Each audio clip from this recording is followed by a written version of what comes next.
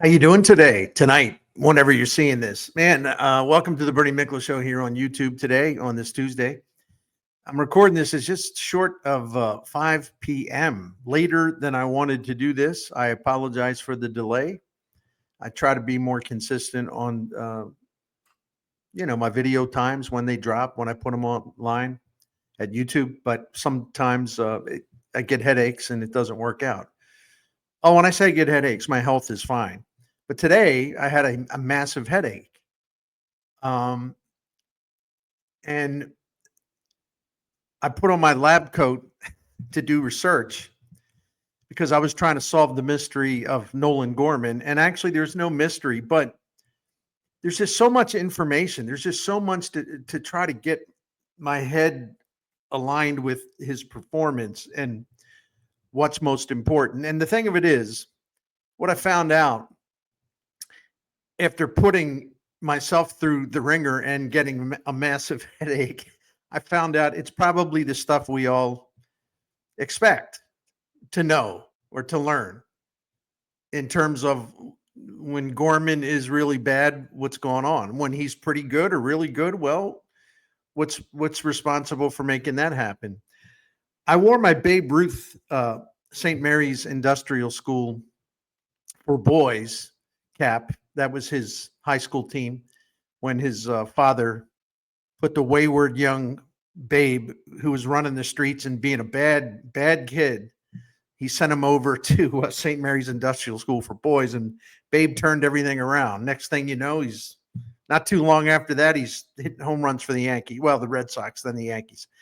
So what would Babe say about Nolan Gorman? If Babe could just speak to Nolan Gorman, Babe, left-handed power hitter, and I ain't saying Gorman is Babe Ruth, but I'm just saying, what advice would he give a young Nolan Gorman? I don't know. But I thought the hat was appropriate to wear on this one. So where do I start? Headaches. Where do I start? What I want to know is where Nolan Gorman is going to go. Let me start with this. He was on a really positive track from the start of the 2023 season up until, what was it? Up until June 4th of last season. I mean, June 4th of last season, for the season, he was slugging .508, and he was looking, really, really good. And then he just kind of fell apart. I mean, he fell apart in a way that was really the worst phase of his career. Where he hit 170. This is from June 5th to the end of the season. He hit 170. He slugged only 291. He had 5 home runs, hitting one every 37 at bats, 40% strikeout rate, very low walk rate. And he was basically using weighted runs created. Plus, he was 57% below average offensively, 57% below average, the league average. Now, before that, as I said, from the start of 2023 through June 4th of last season, he was in a pretty good spot. His on-base percentage was .325. He was drawing walks. He slugged .487, had 41 homers and 589 at-bats. That computes to a home run every 14 at-bats. And he was 21% above average. So he goes from an entire season plus, let's call it, the first 2 months of 2024, and he's on a really positive track. And then it just falls apart. And they had to send him down to Memphis. I get confused because, listen, I know that controlling the strike zone, plate discipline, lack of plate discipline, I know that's the thing that always seems to get him, obviously. But when he had it under control, when he was moving in a good direction, and by the way, he was still striking out a lot, even when he was going through that great run. But the strikeout rate was lower. It was lower, but more importantly, he was walking more, which tells us and shows us that what he was doing, it was not chasing so many pitches out of the strike zone. And the fact that he wasn't getting himself out by chasing pitches out of the zone so often, it enabled him, to have a higher contact rate, put the bat on the ball, more pitches in the strike zone, and good things happened, even with too many strikeouts. He did so much damage that the strikeouts were okay because he offset it by, really ripping some bombs and creating all kinds of ruckus and making pitchers try to pitch around him and see if he'll chase stuff, and he wasn't chasing, so he would often control the counts. And here's where I want to give you just a couple of stats. I have a lot to get into today, and I'm going to try not to go on forever because I said I want to do shorter videos. There's a lot to wrap around with this, though. Okay, there's a lot. For example, last season when Nolan Gorman got himself ahead in the count, the times he did not chase as many pitches in this outside of the strike zone, he hit 287. That's a hell of an average for him, and his slugging percentage is 543. But when Gorman got behind in the count, a lot of that having to do with chasing balls out of the strike zone, doing the pitchers a favor. So remember I told you ahead of the count, 287 batting average, 543 slug. When he was behind in the count, a 143 average and a 268 slugging percentage. I mean, these splits, those kind of splits are pretty routine for all hitters, but it's kind of drastic with Gorman. It just shows you the massive difference in his performance when he can just maintain that plate discipline and not chase. And that's what happened. I gave you the start of 2023 all the way up through June the 4th this past season. And one of the big factors here was that he was, and I got to find it. I got a million notes today. You probably don't want to hear that, but just bear with me. It was a situation where his chase rate when he went bad starting June 5th, his chase rate went way up. His swinging strike rate went up. His contact rate went down. It was probably what you would expect to find out, right? This is hardly anything. I'm not reinventing anyone or coming up with scientific theories here. It's pretty basic. It's always been this way. Plate discipline is huge in Major League Baseball, especially in this era. So here's another example of what I'm talking about. I just want to reinforce the point. Last season, when Gorman swung at pitches in the strike zone and he connected with those pitches, he hit 267. He had a 550 slugging percentage, and he had 18 home runs. 267, 550 slug, 18 home runs. But when he chased pitches and he wasn't striking out, when he chased pitches and made contact, balls out of the zone, he batted 080. His slugging percentage was 112, and he hit one home run. I mean, this is just such an extreme hitter. Such an extreme hitter. It's almost, and I'm overstating it, but it's almost like he's either really, really good or he's like really, really awful. He doesn't know how to sort of get himself out of those awful ruts before they stretch into a really long spell, a really long period of futility. He doesn't know how to mitigate it. Listen, everybody's going to go through slumps, even Nolan Gorman, and we've seen him sort of pull himself out of it. But last year, once things started to go bad in 2024, he just couldn't, mitigate the circumstances. He just could not find a way to get back to level. And there was no one in the major league dugout, coaching staff, who could do a damn thing to help him. He did, after going down to Memphis, and I'm sure it's a tough transition. I'm sure he was demoralized. I don't blame him. Yeah, they started to help him down there. But again, that's why the Cardinals are messed up. They don't know how to fix young players at the major league level.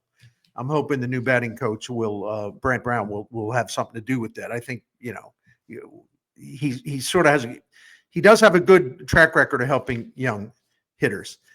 The other thing about Gorman when it comes to his tendencies, his judgment on what to swing at and what not to swing at. Now, let me emphasize here the difference between 2023 and 2024 when it came to what they call meatball pitches. Basically, these are pitches right down the middle. These are pitches that all major league hitters should just jump on and attack and devour and just like, oh, thank you, boom, right?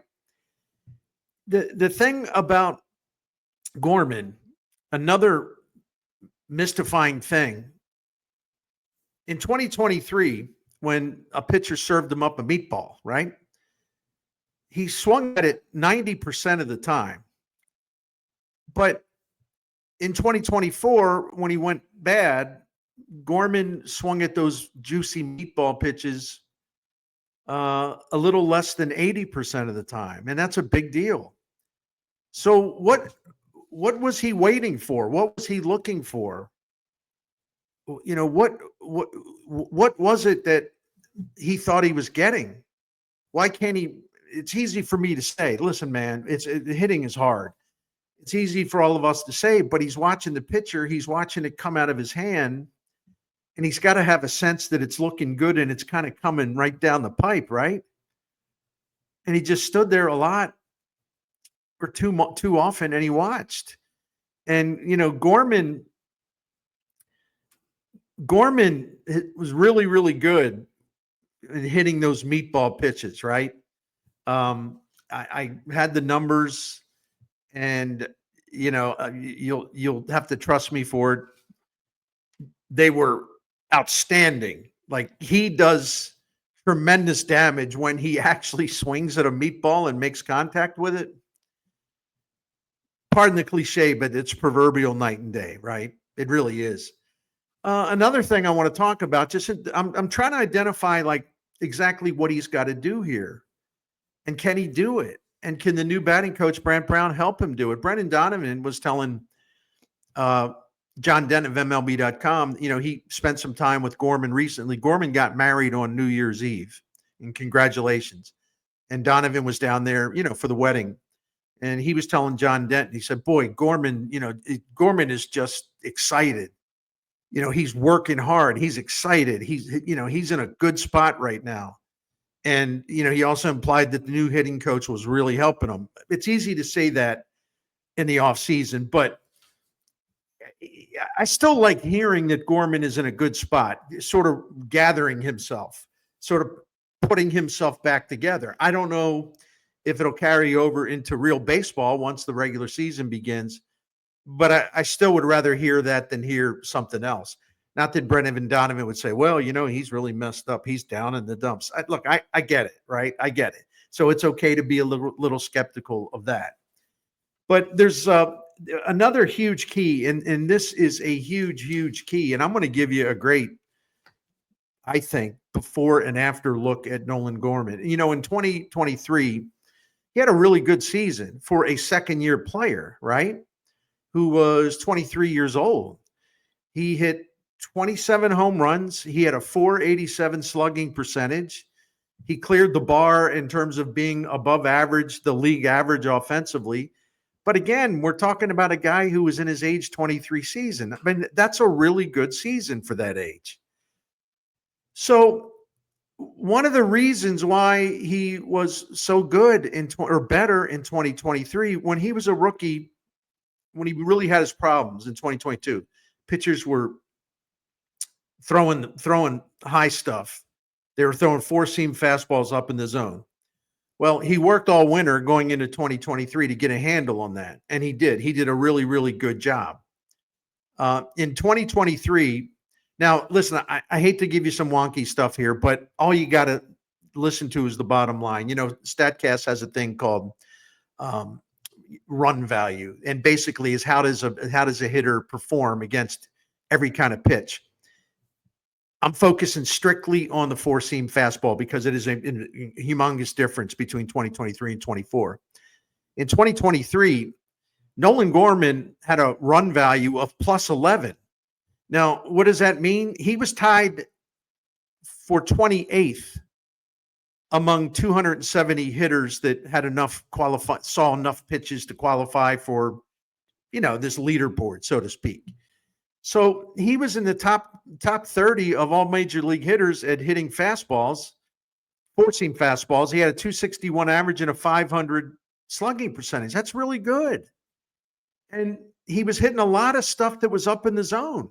And I was reading some stuff from Driveline, which is, a really renowned hitting academy or hitting school, pitching school, all that.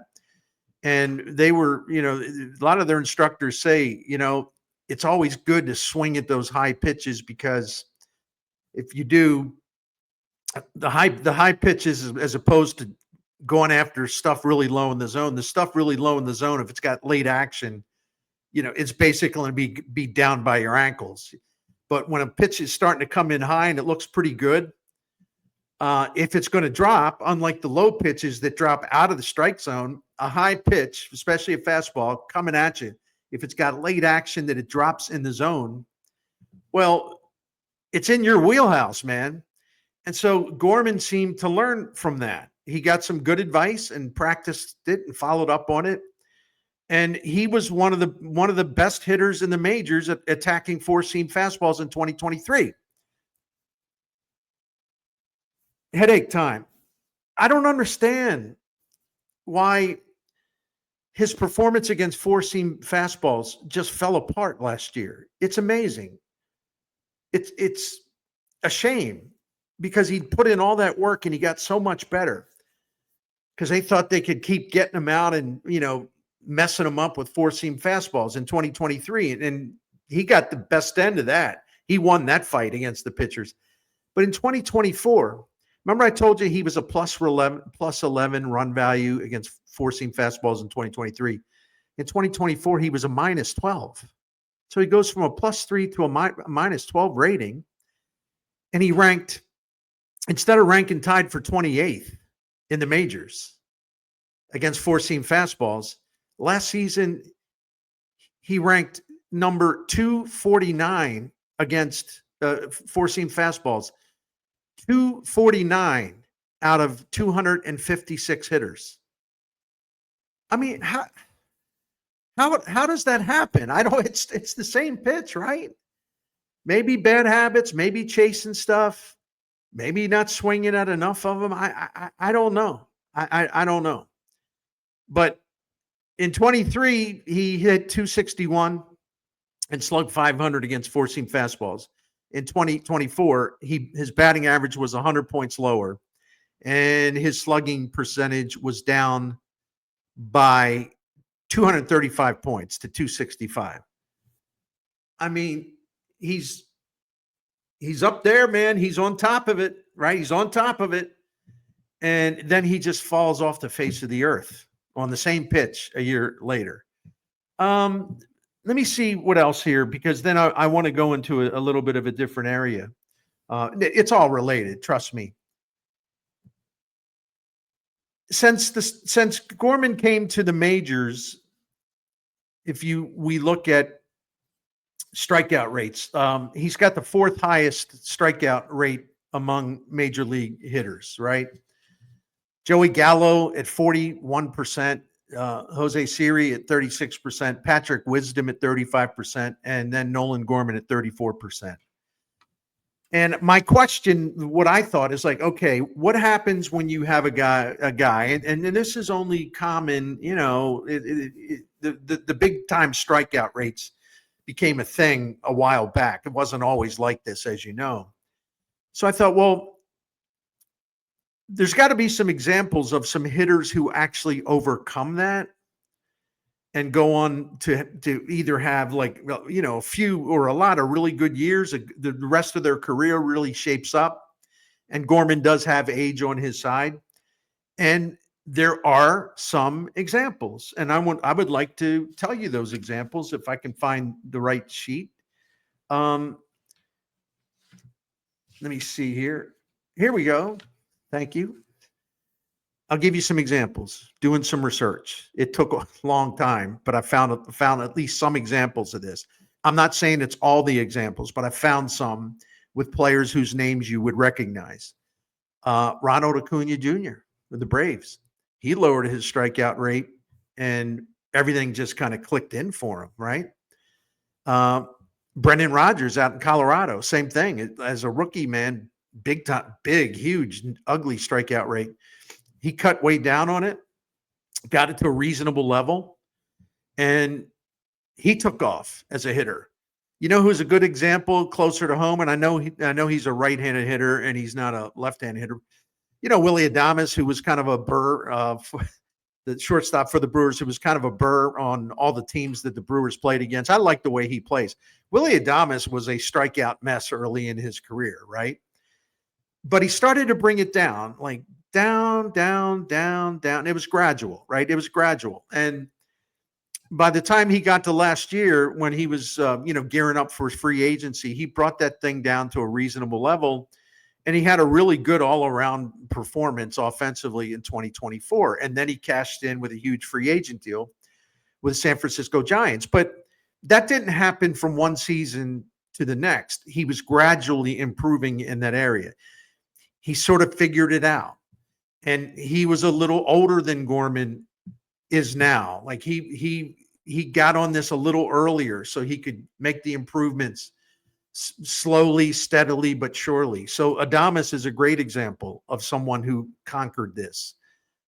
There are others based on my research. Cody Bellinger as a Dodger.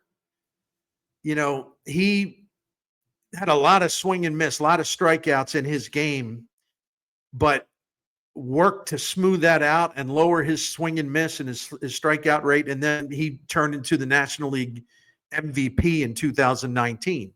Those improvements directly led to that kind of result. Another one is Matt Olson, Oakland, then Atlanta. A lot of strikeouts early in his career, but he's, again, cut that down. And I'm not saying these guys now strike out 15% of the time. I'm not saying that at all. They still take their cuts because they swing hard and they attack pitches that they should attack. And they still will strike out, based on the old school philosophy of this. The old timers would look at that strikeout rate and say, well, what's so great about that, Bernie? That's lousy. Stan Musial didn't strike out that, that kind of thing. But we know the game's changed. We can't change it. It's evolved. Maybe one day there'll be a different philosophy will set in and it'll turn back the clock. But my point is Matt Olson really, really improved cutting down strikeouts, and the results, he got the results that he wanted to become a better hitter. I tell you, a guy, I'm going to give you an example on the other end of things. A guy who really relapsed after cutting way down on strikeouts, the Chicago White Sox hitter, their center fielder, Lewis Robert Jr. At one point, he had a 32% strikeout rate. And in 2023, the dude hit a bunch of home runs and slugged 657. Okay. That's pretty outstanding. Last year, his strikeout rate went up to over 33%. And all of a sudden, his slugging percentage down to 379. So it's a tough challenge, and there are relapses. Joey Gallo had those ups and downs. He finally basically got beat. He's had, I don't know if he's even still trying to play, but I think he's pretty much packed it in. Jose Siri has never been able to mount the kind of consistency and the consistent power and just becoming the hitter that I think the Tampa Bay Rays, when they got him from Houston in a deal that they envisioned he would become, he just couldn't lick the strikeout problem. I'll give you another example of close to home, okay? And I'm going to try to wrap this up quick. Close to home, and what I mean by that is Patrick Wisdom. The Cardinals drafted him pretty early, way back when, and Patrick Wisdom hit the ball hard when he could make contact, and Patrick Wisdom could hit the ball out of any ballpark, and he could hit it a mile. And the power was abundant. It was obvious, but he had plate discipline issues, and he struggled to make contact and also controlled the strike zone. And Patrick Wisdom gave it a good go. He played briefly for the Cardinals, and then he went, I guess he was down in Texas for a while, but he'd been part of the Cubs for a few years now. And In his 7 major league seasons, he slugged 459, which is good, but he could never get better. He could never hit for average. He could never put up a good on base percentage. He was just one dimensional because he had a 37% strikeout rate in those 7 seasons. And if you look at him and you compare him to Gorman, there's some similarities there, and that does concern me. If you look at their 2024 seasons, there's not a lot of difference. Wisdom in 24 and Gorman in 24. Again, take my word for it. Not a lot of difference. Both had batting averages that just, went down, low on base percentage, way too many strikeouts, which negates some of the home run power they have because they're not making contact as much. Oh, yeah, when they hit it, it goes. But that's not really the point because they don't hit it frequently enough, right? So it's interesting to me, Patrick Wisdom put up a good fight. Good guy, too, but he really worked his tail off. He put up the good fight. But he finally basically said, well, this is not going to happen for me in the major leagues. Dreaming of a payday and all that stuff. He just signed with a team a few weeks ago. He signed, the Cubs designated him for assignment, and Patrick Wisdom signed with a team in Korea. And I'm not saying that Nolan Gorman is headed towards a career in Korea, but what I am saying is that let it be a cautionary tale, because I gave you some good examples of players, hitters who got on top of their strikeout issue and did something about it, and they put themselves on a better track. Some of them just can't do it. Some of them just can't make that fix. Patrick Wisdom is one of them. But we were talking about Patrick Wisdom's 7 seasons in the major leagues until it was like, didn't quite get there to have that kind of career I wanted. So he signed for a good payday in Korea. Nolan Gorman's going to be going into his 4th season. There's reasons to have some optimism. You know why? Because we saw what he could do from the start of 2023 through early June 2024. He was outstanding, and a lot of it had to do because he controlled the strike zone a lot better than he does when he's really, really bad. He doesn't control the strike zone then. But if this guy can do just a reasonably solid job of controlling the strike zone, man, he can carry an offense. He can be one of the most dangerous and damaging hitters in baseball. And the other thing about that, when he's controlling the strike zone, he draws a lot of walks. And that's really a good thing. See, to me, you can tell about Gorman. Is he drawing walks? Is he chasing pitches out of the zone? If his walk rate is low, we know what's coming. Look out down below because he's cratering. But when you see that walk rate looking healthy, 10, 11, 12%, you know that up here in the headspace, things are organized really, really well. So that's what I'm going to be looking for in 2025. I controlling the strike zone, his plate discipline, not chasing as much, attacking more meatball pitches, and just sort of having the confidence as a hitter not to fall apart as soon as things get bad, right? I saw the number. Baseball Reference has like similarity scores where you put in any player that you want, and then down on his record, you got to go way down. You'll see similarity scores. And some of the similarity scores for Gorman for his age, frankly, made no sense. I'm just going to disregard them because Nolan Gorman at age 24 was not Mike Schmidt at age 24. That was one of the age-related similarity scores. And I'm kind of like, what are they? Did they get hacked or something? No. But they have sort of a career similarity score. Like who does Nolan Gorman most resemble? And you may not have heard of him, even though he was a big leaguer for quite a while, and he didn't distinguish himself.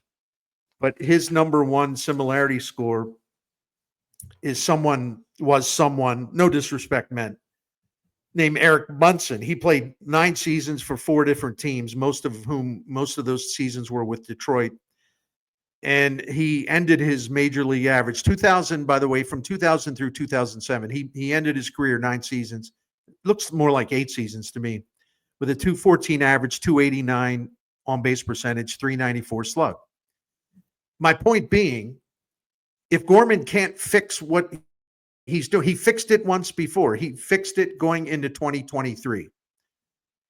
If he can't get a grasp on this, I could see a scenario where you'll look at his career after 7 or 8 seasons, no matter where he is, and you'll say, yeah, that Eric Munson comp was actually pretty accurate. I hope that's not the case.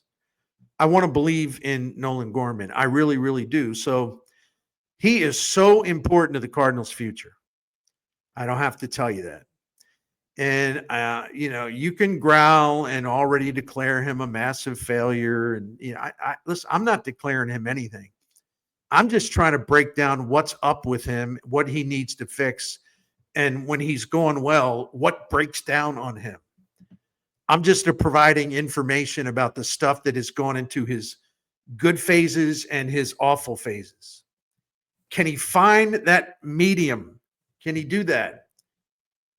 Can he avoid these extremes? Yeah, we like the extreme highs, but can he avoid the extreme lows that last for way too long? That's going to be the challenge. I'm rooting for him. I really am, because he's an exciting talent. I think he's a good dude. And I hate to put everything on Brant Brown, but I have to think he can do some good work with Nolan Gorman. All right, I'm going to shut up now. 1:31 minutes. I'm trying to keep these things to 20. But listen, if I'm going to work all afternoon looking up all these numbers and give myself a big, nasty headache, well, I'm going to share what I have, or what's the point of doing all that homework, right? All right. I'll be back tomorrow. You guys are great. Thanks for your support of the Bernie Miklasz Show here on YouTube. Hit the like button, leave your comments. Until next time, thank you.